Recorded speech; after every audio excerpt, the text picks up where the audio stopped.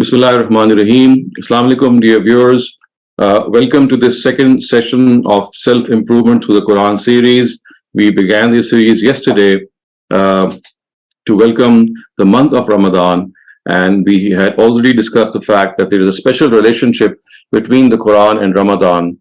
It was in the month of Ramadan that the Quran began its revelation, and in order to thank the Almighty for this great favor, fast became obligatory in this month. So today we are going to study a passage from the Quran. It is in fact a continuation of a passage, of the same passage that we were studying yesterday, which is Surah Al-Furqan. So I'm just going to share my screen with you so that you are able to visually see the verses that we're going to study today. So these are verses of Surah Al-Furqan and verses 71 to 76. So the words are وَالَّذِينَ لَا يَشْهَدُونَ الزُّورَ وَإِذَا مَرُّوا بِاللَّغْوِ مَرُّوا كِرَامًا وَالَّذِينَ إِذَا ذُكِّرُوا بِآيَاتِ رَبِّهِمْ لَمْ يَخِرُّوا عَلَيْهَا صُمًّا وَعُمْيَانًا. So these are believers who do not bear false testimony, who maintain their dignity when they pass by absurdities, who do not turn a deaf ear and a blind eye to the revelations of their Lord when they are reminded by them. And the verse continues, وَالَّذِينَ يَقُولُونَ رَبَّنَا هَبْ لَنَا مِنْ أَزْوَاجِنَا وَذُرِّيَّاتِنَا قُرَّةَ أَعْيُنٍ وَاجْعَلْنَا لِلْمُتَّقِينَ إِمَامًا. Who pray, Lord, grant us bliss from our spouses and our children, and make us the leaders of those who fear you. أُولَٰئِكَ يُجْزَوْنَ الْغُرْفَةَ بِمَا صَبَرُوا وَيُلَقَّوْنَ فِيهَا تَحِيَّةً وَسَلَامًا خَالِدِينَ فِيهَا حَسُنَتْ مُسْتَقَرًّا وَمُقَامًا. It is these who shall be rewarded for their fortitude with tall mentions in paradise, and they shall be welcomed with peace and congratulations. They shall abide in it forever, a pleasing abode and resting place. So, as I had pointed out, that this set of verses actually is in continuation with the same set of verses that we were studying in yesterday, and you can see that the way they are presented here with the letter of coordination, which is the wow, tells us that they are connected to the previous section. And the first thing which these verses tell us is وَالَّذِينَ لَا يَشْهَدُونَ الزُّورَ وَإِذَا مَرُّوا بِاللَّغْوِ مَرُّوا كِرَامًا. That these are people who do not bear false testimony. They are people who are always there to speak the truth, to side by the truth, to abide by the truth, and to bear the testimony of truth. So many a time in our lives, my dear viewers, we would have realized that we are faced with circumstances in which all of us have to give a verdict or give a witness, bear a testimony, and many a time this testimony, this verdict could be against our own interest. It could be against the interest of our parents. It could be against the interest of our relatives. But the Quran says that believers are such that they don't shirk this responsibility. They don't hide behind any subterfuges. They are always alert that whatever the truth is, they have to bear witness to that.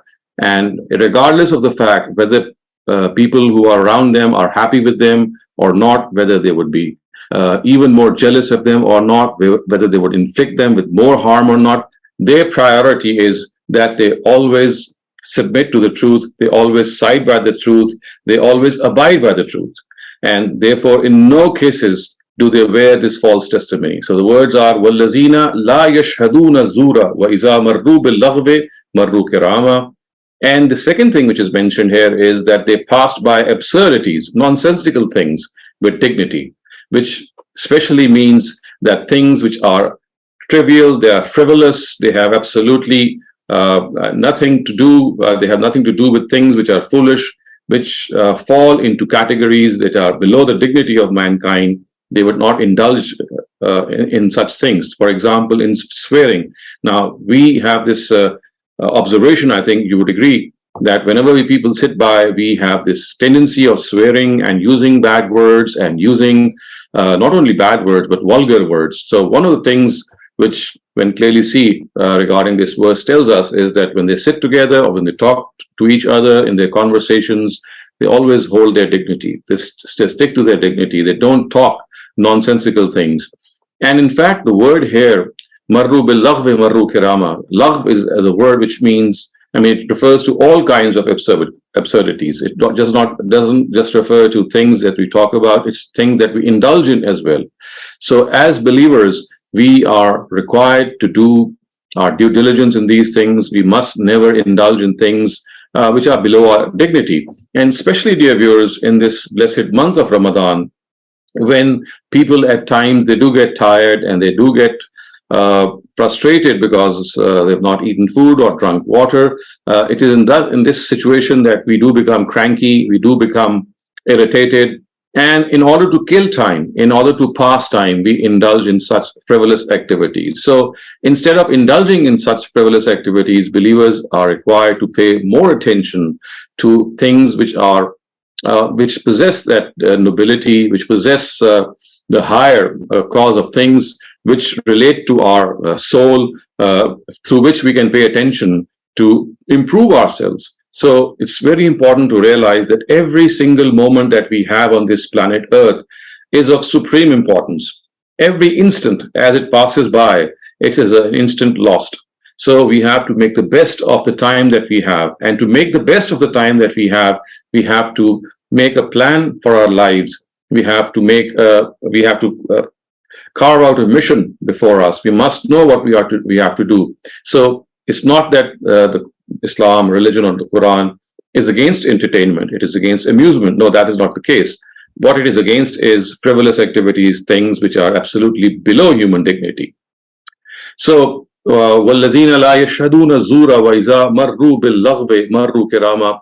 And the beautiful words which you can see, they form such rhyming sequence with the previous ones, have a very special effect if we are able to understand the language as well. So the next thing which is mentioned here is وَالَّذِينَ إِذَا ذُكِّرُوا بِآيَاتِ رَبِّهِمْ لَمْ يَخِرُّوا عَلَيْهَا صُمًّا وَعُمْيَانًا.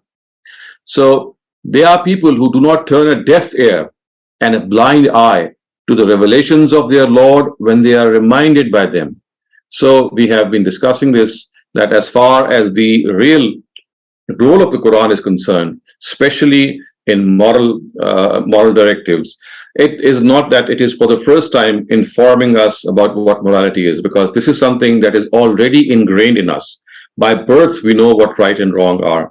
So what the Quran does is that it reminds us of the facts that we already have in ourselves, and we tend to forget them. They tend to just elude us. So the Quran brings them up again and again, and the purpose of bringing them up is to remind us that, well, this is something that you already acknowledge. This is something that your own self already bears testimony to, so pay heed to it.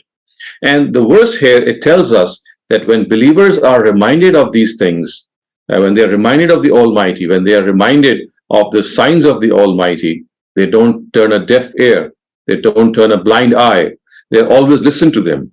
They always pay attention to them, because this listening and this paying attention is something which makes them connected to the Almighty, which makes them it reminds them of the fact that there is a being who has created them, and there is someone who is looking after them. And if you are to connect with that God Almighty, then it has to be through His book. And also, if you witness His practices, the way He is affectionate to human beings, the way He accepts their supplications, the way He looks after them in such a magnanimous way, these are object lessons for us that we must never forget. So the Quran always tells us that this reminding is something which has to be beneficial, and this benefit can only be drawn if we have that eye, if we have that ear which listens intently. If we turn a deaf ear to such reminders, they are not only not going to affect us, but the stage is going to reach, as the Quran tells us, that this is one of the punishments which God inflicts upon us, that when we tend to ignore the Quran continuously, the reminders of the Quran continuously, there is this seal which is set on our hearts. Our eyes and ears and our hearts, they become non-receptive towards the truth. And this is a kind of punishment, and of course, something that we all must stay away very, very in a very, very diligent way.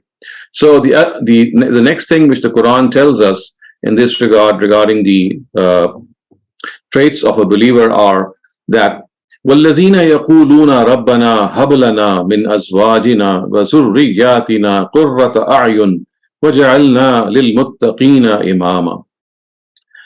And these are people who pray, Lord, grant us bliss from our spouses and our children, and make us the leaders of those who fear you.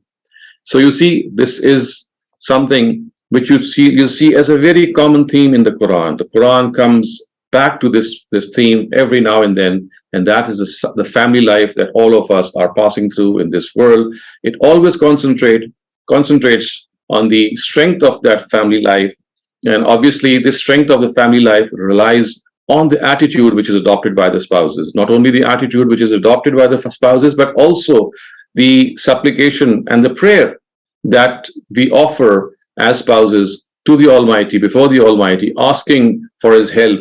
And look what how beautifully these words actually they come out of our heart. And the words are that they ask, يَقُولُونَ رَبَّنَا هَبْ لَنَا مِنْ أَزْوَاجِنَا وَذُرِّيَّاتِنَا قُرَّةَ أَعْيُنٍ. That, oh Lord, grant us the comfort of the eye, the soothness of the eye from our spouses and our children. Subhanallah. And one can just imagine if our spouse and if our children, they are a means of comfort, a means of soothing for us, how effectively and how beautifully our family life would become. And especially when we are in a place when, of course, there are people, there might not be very much people around us. There are areas in which we are living alone as a family. We don't have any extended family. And in such instances, when the family unit is strong, the family unit is adhesive and close to one another, we are really blessed, and we are very fortunate that we can rely on each other. But this can only happen if the attitude of the spouses, and obviously as a result of the family that they are rearing, of the children that they are rearing, is something that we can really be dependent upon. So the Quran tells us that this family life lies at the bottom of a healthy society. And once we have done all that we can do or we should do regarding this attitude that I was just referring to, the next step is that they pray to God, and, oh Lord, I have done my part. I have done my best to create a family which is happy, to create a family which is adhesive. But now I need your help to bring that adhesion to a culmination. So this family life, this beauty of family life is something, the bliss of that family life is something that we can only enjoy if we have that closeness between the spouses and, of course, the right attitude with the family as well. And next, the Quran actually it builds upon this and tells us that these are the people who will be rewarded in the hereafter. So the words are, it is these who shall be rewarded for their fortitude with tall mentions in paradise, and they shall be welcomed with peace and congratulations. So when they enter paradise, angels will welcome them with peace, with salutations. And the Quran tells us, Khalidina fiha, they shall abide in it forever. So imagine a lifetime. I mean, it's not even a lifetime, it's something that we call an eternity. So an eternity of pleasure, an eternity of good fortune, and that the Quran tells us that it's a pleasing abode and a very, very effective resting place. So hasunat mustaqarran wa muqama. So this is the reward of the people who are able to partake of these attributes that we have studied. Some of them we studied yesterday, and in continuation with those attributes, we studied some more things today, that they don't give false testimony, and they are people وَالَّذِينَ لَا يَشْهَدُونَ الزُّورَ وَإِذَا مَرُّوا بِاللَّغْوِ مَرُّوا كِرَامًا, and they don't do things which are below their dignity. They always pray to God that God grant us a family in which we can really be close to one another. So such is the nature of these believers, and the Almighty tells us that if they are people who really are sincere in their quest, then the Almighty will reward them with tall mentions in paradise, and of course they'll abide in it forever. It's eternity. It's a lifetime that we cannot even imagine. It does not even figure in our mind what eternity means, but this is what the Quran tells us, that eternal life of bliss and pleasure awaits us. So this brings me to an end to this section of verses. Now, if you have any questions, I can answer those questions. Assalamu alaikum, Dr. Shehzad, and dear participants. To begin with the question and answer session today, Dr. Shehzad, I have a couple of written questions. One of the questions was given to us by our participant yesterday. they wanted to ask what are the differences between these pairs of terms. The first pair is humility and self-esteem, and the second pair is self-esteem and arrogance. Well, as far as humility and self-esteem are concerned, I mean, at times they are used interchangeably, but on most occasions there is a difference between them. So self-esteem is self-respect, the fact that you have a certain dignity in your own self, and humility is to be down to earth, to be unassuming. I mean, these are simple English words, I think, and they are not used as terms in the Quran. They are used as common English words. For that matter, these are actually translations of the Arabic words. So you can just look up a dictionary as well. Otherwise, as I said, there's a difference between humility and self-esteem. And the other pair was humility and arrogance, or self-esteem and arrogance. Yeah, self-esteem and arrogance, yes. So self-esteem, I just explained, it's your own personal dignity, and arrogance is haughtiness. Arrogance is denying the truth. Arrogance is to be a person to pose to oneself in a way that you pose yourself to be a superior person. You pose yourself to what you're not actually. So all these are common English words, I would say, and I don't see why you need to ask them from me. You can just consult a good dictionary as well. All right, thank you, Dr. Shehzad. Another question requires the suggested meaning of the word marua, as has been used in Ayah 72 of Surah Al-Furqan. Marru, is a marru bil lahwi. So the word marru is that they pass by. I mean, it's like marra yamurru, it's an Arabic word, which means that when you pass by something, when you walk by something. It's just a common Arabic word. And is marru bil lahwi, marru kirama. When they pass by an absurdity, they pass it by through dignity and they don't just fall for it. All right, thank you, Dr. Shehzad. Now we are coming to the raised hands. Baran, sure, you may have your question now. Assalamu alaikum.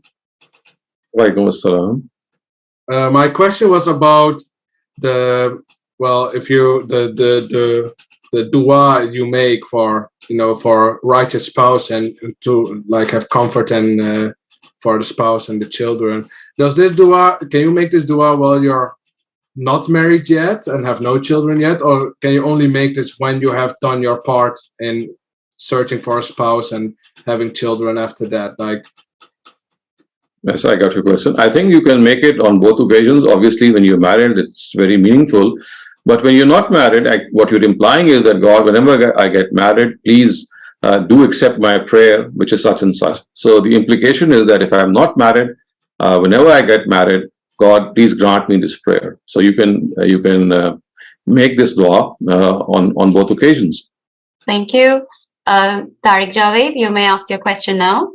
My question is about ayah number 73, about the word yakhiru.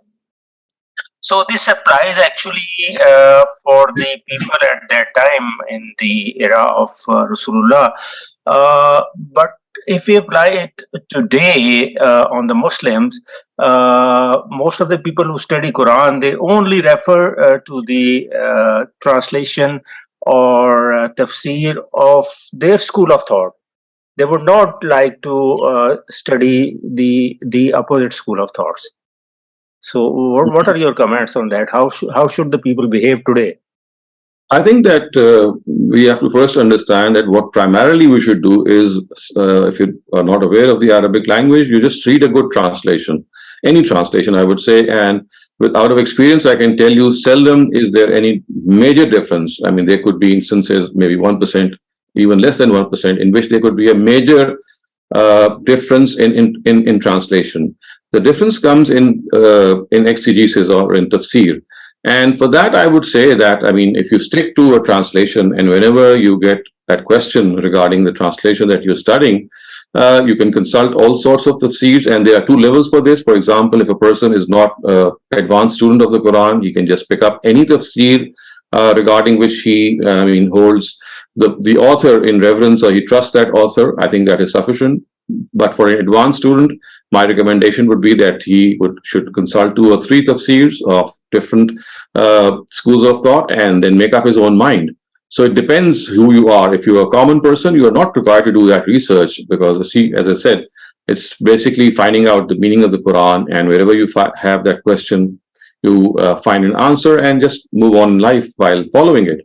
But for advanced students, I would recommend that they do this comparative study and make up their minds themselves. So it depends which category you are in. Yeah, so actually, when they do want to do some advanced study, another important thing should be that they should study every tafsir with a clear and open mind, not with a predetermined school of Of course, this is a prerequisite of research, that if you want to find out the truth, you should not have a predetermined or a preconceived notion, I would say, of the tafsir or any meaning that you have. It should be as objective as you can. It's difficult for a person to become objective because, of course, it's we human beings, we are liable to falter. But as best as we can, because our duty is to find out what the truth is, and our allegiance is also towards the truth. So, as best as we can, we should approach every tafsir with that open mind, in which we are able to analyze its arguments and then, of course, accept or reject them. Thank you. Shamir Shehzad, you may have your question now. अच्छा doctor साहब, मेरा सवाल ये था आपसे कि मैंने ना टेस्ट की जो खुदा की स्कीम है इसको समझने के लिए एस्ट्रोनॉमी ऐप को डाउनलोड किया था 2 साल कम। तो वहाँ पे मेरा अक्सर मैं सवाल पूछ लेता था तो उसके मुझे जवाब मिल जाते थे। एक मैंने So I would request you. So my question would be that please come directly to the question. I mean, if you start narrating the history, it might take a little long. Just okay. Straight away. वो ये था कि जो modern day technology है और उस test की scheme को देखते हुए जिसमें कांस्टेंट स्ट्रगल का जिक्र है, उनको देखते हुए इनका आपस में कोई एक किस्म से जोड़ नहीं बनता, यानी इनको कबूल करने में मुश्किल पेश आती है। तो इसके ऊपर आपकी क्या राय है? Are you saying modern day technology and the scheme of tests, they are not compatible? Yeah. I mean, modern day technology, of course, is a general term. It could relate to medical science, it can relate to physical science, it can relate to so many things. And I mean, test is something which is independent of this modern science, because you see, the trial and test that we go through is inflicted on us through the circumstances that we pass through. So there are circumstances of sorrow, there are circumstances of happiness, there are circumstances in which we are jittery, in which we become annoyed, in which at times we lose a very dear person, we become sick, we become poor, we might lose finances. You see, this test is something which is afflicted through circumstances. And as far as modern technology is concerned, that's just a service which science has done. And that is an independent, I would say, something very independent. If today we have the internet, which is a huge blessing, of course, it becomes a means of trial in the way we use it. That's another thing. But as I said, that as far as the scheme of the Almighty regarding trials and tribulations are concerned, it goes on regardless of what science is telling us. As I said, because of the fact that it is primarily through the circumstances that we pass through that these trials take place. And these circumstances, you can clearly see, they are not governed by scientific advancements. Even when there was no science, people were still, I mean, they were put to test. And even when there is science and a lot of development, we still have deaths, we still have poverty, we still have pain, we still have disease. So you see, it's just a question of realizing how the stress of things just keeps on transferring from one to another. Thank you, Dr. Shehzad. There is a written question. So for our kids and teenagers, would you like to recommend English translation of Quran, preferably easy to understand, especially for the beginners? Recommending translation of the Quran. So I would, I mean, depending upon the age group, because of course it does matter. So if you talk about teenagers, I could recommend a couple of translations. For example, I would recommend N.J. Dawood. I have often recommended him. His translation, it's a simple translation. You can buy it from the Penguin Classics. It's a Penguin Classics, and it is available at Amazon on most occasions. I can recommend Maulana Wahiduddin Khan's translation. I can recommend the translation of my Ustaz Javed Ahmed Ghamidi, but primarily it is in Urdu. However, it has been translated into English, so you can choose amongst these. Right, and that brings me to mention the translation that you have recently completed of the Noble Quran, right? Right. So that itself is a translation of a translation. Yeah, so I will mention all these 3 links in the chat soon. Rabia Jamil, you may have your question now. My question is about there are two sources of evil thoughts, like from Satan and from our own nafs. So usually we seek refuge from Satan, like Auzu billahi minash shaitanir rajim. So why don't we seek refuge from the nafs? As it's all the source of evil thoughts. And now in Ramadan, the Satan is locked. So even after this, when we pray and when we recite, we also, seek refuge from the Satan. Auzu billahi minash shaitanir rajim. But the Satan is locked. So. Well, as I said, the source of evil, as you've rightly pointed out, is Satan himself and our own soul. As far as our inner soul is concerned, we have been taught this prayer by the Prophet, which says, Allahumma inni a'udhu bika min shururi anfusina wa min sayyiati a'malina. This shururi anfusina means the evils of our nafs, of our soul. So this is something which has been taught by the Prophet as well. We can read it. And today, when in the absence of Satan, because they have been enchained, they have been fettered, imprisoned, call it what you may. But the fact is that when you say these words, A'udhu billahi minash shaitanir rajim, in spite of the fact that there is, Satan is not going to bother you in this month. It's just like it's like a reference to the fact that whatever evil that might come to you is something from which you are seeking refuge. So if it is not Satan, of course, it could be your own soul as well. So it's like a general statement that you are making without pinpointing towards Satan. I'm talking specifically for the month of Ramadan. For other months, of course, this statement becomes meaningful. But in this particular month, even if you utter these words, their meaningfulness lies in the fact that here there's a symbolism here, which means that every source of evil, because Satan is a source of evil, so if he's locked or he's imprisoned in this month, then whatever other source of evil there is, God, I seek refuge with you from that source. All right. Thank you, Rabia.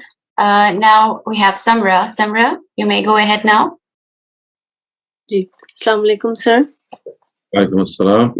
Sir, my question is regarding Tarawih. The Tarawih that we see it being practiced in Pakistan today, and the utmost importance that it is given. Don't you think it like, my question is, has it attained the status of a bidat, like the 3-night Shabina, the 7-night Shabina, and the importance that is given to it more like a farz? So is it right to if we consider it a bidat, or would we be wrong in considering it? That would be too harsh verdict to say that it's a bidat. It's not a bidat. I think it's people are doing it without having enough knowledge that about its origin. So they have forgotten about its origin, and they think that it is something which the Prophet perhaps diligently offered, and he wanted Muslims to offer also. And another thing is to the Hanafites, these are the jurists that hold sway in India and Pakistan and the subcontinent. For them, the Tarawih is an important thing. They call it the Sunnat-e-Muakkada, which means that it's something which has been recommended highly by the Prophet, and you can only leave it if you have a very valid reason. So, because of the fact that you're living in a country in which the Hanafites, their verdict generally is accepted. So hence you'll find so much stress and emphasis. So at the same time, I would say that people who are knowledgeable should find out for themselves that this is a prayer, that the origin of this prayer is well known. It's nothing hidden. Even the scholars of the Hanafis, they know that.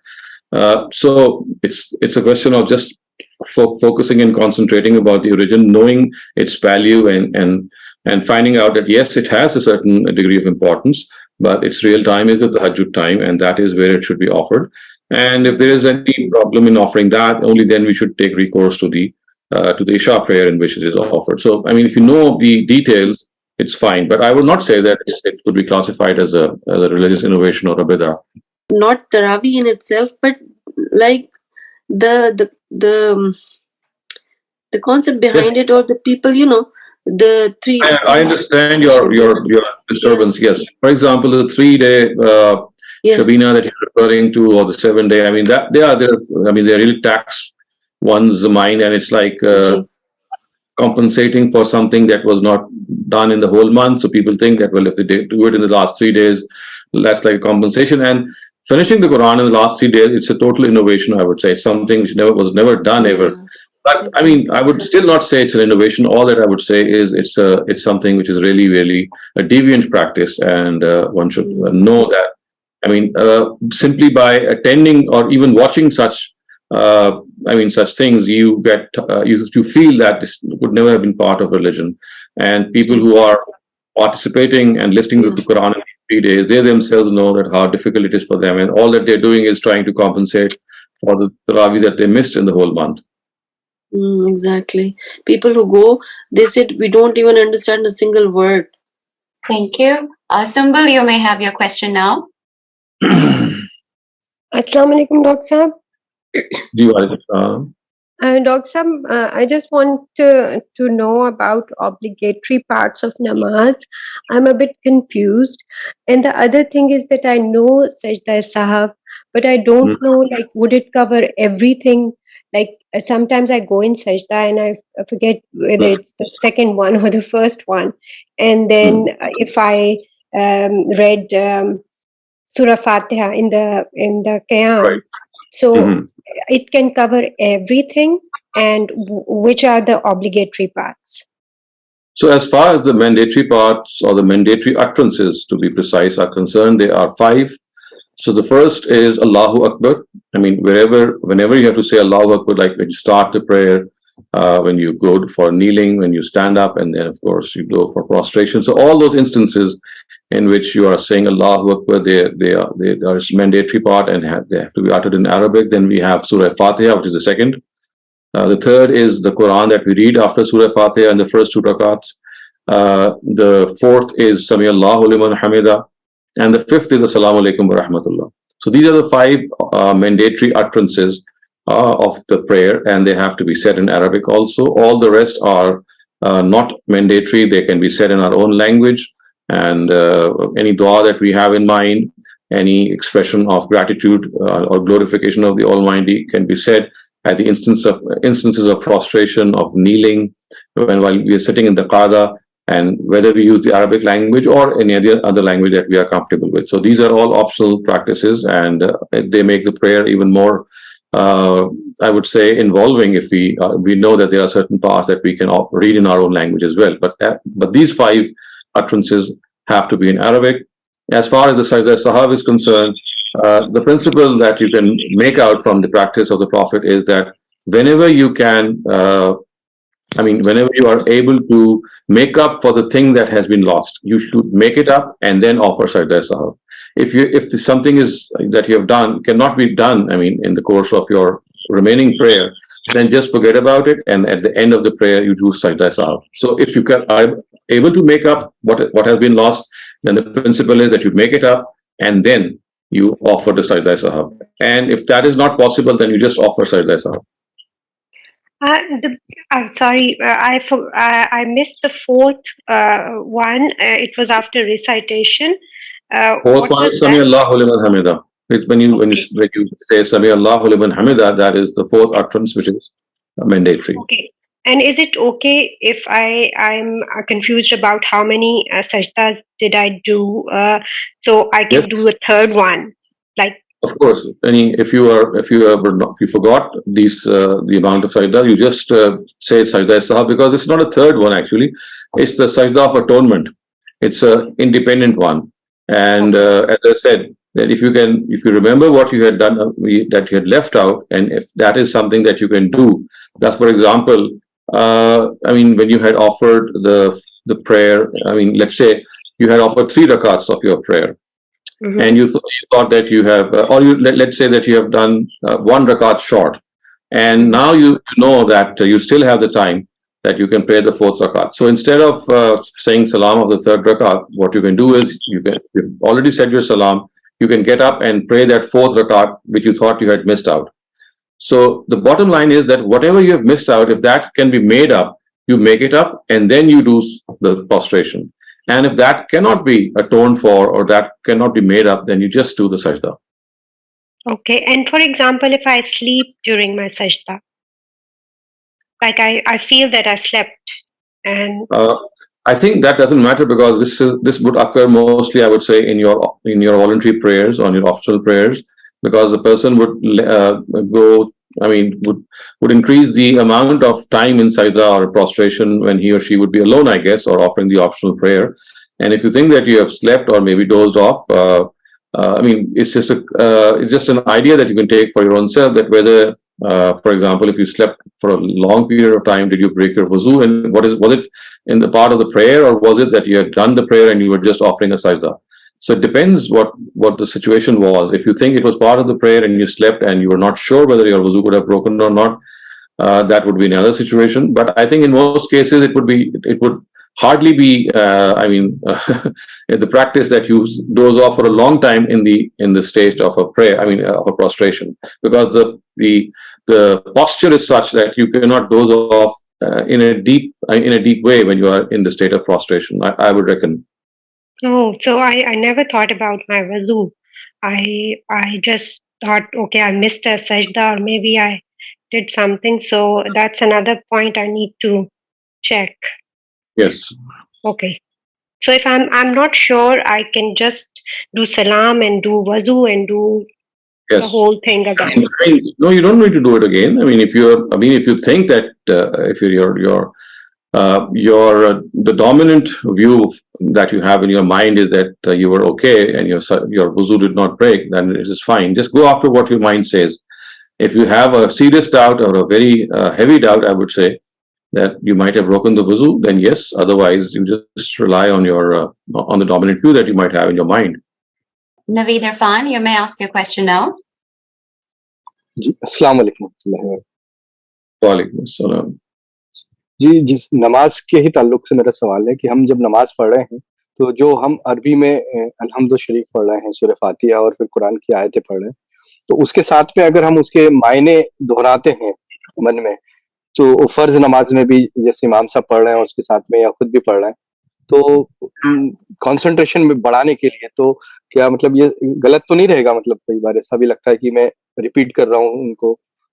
I think instead of verbally uttering them from your tongue, I think you should say the Arabic words, and at the back of your mind, you should have this translation running in your mind. So instead of uttering the translation with your tongue should utter the Arabic words, and behind them you should have at the back of your mind, in your own mind, in your own heart, the translation running in the background.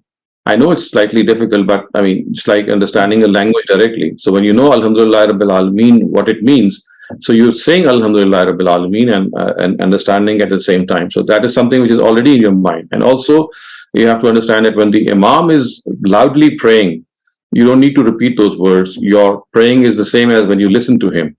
And all that you need to know is what the meaning of these words is. मतलब मैं concentration बढ़ाने के लिए वो क्योंकि अरबी में है और फिर मैं ट्रांसलेशन दोहराता हूं तो मैं कनेक्ट कर पाता हूं, ऐसा मतलब फील होता है मुझे. As I said, you see, I mean, the concentration part has to be balanced with the prayer itself, which is prescribed as well. I mean, you just cannot go to one extreme while neglecting the other part. So remember, what we have to do is we have to know the language of the Quran. I mean, instead of spending more time on focusing through a translation, I think maybe you should set this a target for your own self, that I learn the language of the Quran, so that whenever the Quran is being read, I am able to understand that. So I think the balance is more towards that you are able to go through the prayer the way it has been prescribed by the Prophet, and at the same time you know what you're reading. It's like exactly the same thing when you're talking in Urdu and someone is talking to you in English and you understand English. You don't translate the English word. All you do is you directly understand what the person is saying. So I think it's much better to directly have an idea of what these words mean instead of actually uttering these words. Thank you. The last question for today's session comes from Abdul Qadir. Abdul Qadir, you may go ahead now. Assalamu alaikum. Walaikum salam. Sir, by keeping in view the contemporary world, what are the impacts of Sufism and Islamophobia on Islam? Well, I mean, it depends on the extent and the nature of impact that you have. If you talk of Sufism, it's an interpretation of religion in itself, and it is, I would say, the most dominant interpretation of religion. And people who subscribe to Sufism, they have their own orders, they have their own set of beliefs. I mean, when I say their set of beliefs, I refer to some of the nuances that they have. As far as their beliefs are concerned, they are very much the same as what the Quran tells them, or what the Quran has said about them. But Sufism in itself is a philosophy which is contrary to the Quran, and therefore, for them, the challenge is that they would like to see or witness the reward of the Almighty in this world, if you would ask me in one sentence. And the Quran has actually referred this to the next world. So Islamophobia is something which has arisen because of an erroneous understanding of Islam, not only by non-Muslims, but by Muslims themselves. So when they present Islam in a way that it terrorizes people, it kills people, it executes them, there are suicide bombings, and people justify them in the name of religion. I think if I was also in the place of the Western people, I would have the same notion that yes, Islam is a violent religion, because when I see people justifying Islam or these violent acts in the name of religion and continuing to do so, and even receiving support by many, I might have the same idea. So I think Islamophobia is a phenomenon which has arisen because of a very grave misunderstanding, not only by non-Muslims of Islam, but by many Muslims regarding some of the verses of the Quran which speak rather harshly regarding non-Muslims. They have a certain background and they are absolutely, they fit that background. But what has happened is that we have dragged those verses from their context and generalized them. Thank you, Dr. Shehzad, for today's session. Inshallah, the questions that I was not able to ask today will be accommodated in tomorrow's session.